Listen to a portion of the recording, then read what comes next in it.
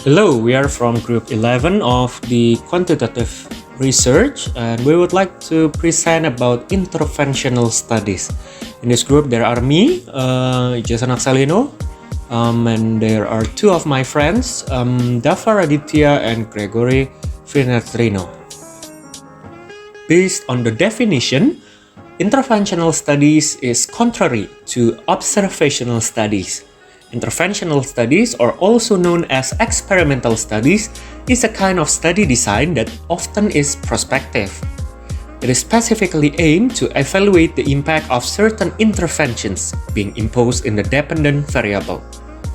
The example of the use of this design is clinical trial.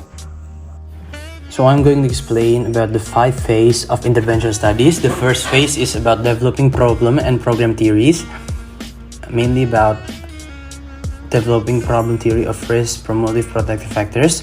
The second phase is about specifying program structures and processes.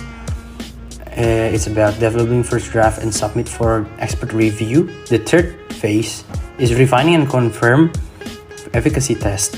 It's about maintaining high control and test intervention components.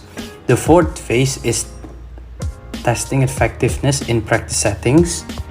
The fifth phase, or the last one, is about disseminating program findings and materials.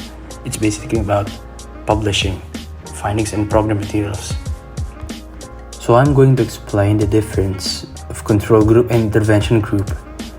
Control group means a group in experiment which is free of interventions by the researchers, while intervention group means members who have been selected by the selection criteria for interventions who are not randomly assigned to the control group will receive services from the intervention program. To make it simple, an example of these two groups,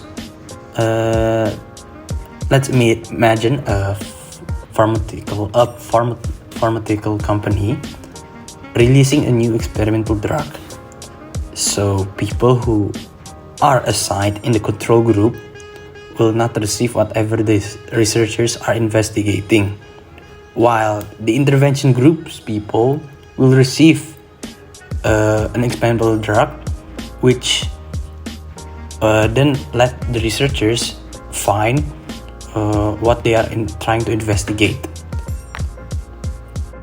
To understand this research design a little further, I'll be giving a simple example, and it is about testing the effective rate of a vaccine. So let's imagine that there is a group of people, then they will be asked to fill a questionnaire to test whether they are in a healthy situation and to make sure that everyone is in the same condition, and they will fill up consent form. After that, they will be separated into two groups, which are intervention group and controlled group. It is best if the tester randomizes the subject so there will be no bias and the people don't know which group they are in. Then they will be tested depending on the group they are in. So the intervention group will receive the vaccine and the controlled group won't. Then the tester will monitor each group to see whether the vaccine is effective or not. Let's say that in the intervention group there are no people that is infected by the virus, while in the controlled group there are some people that are sick. Then they will come up with a finding that the vaccine is indeed very effective. Thank you for listening to our presentation about intervention group. We hope you have a nice day.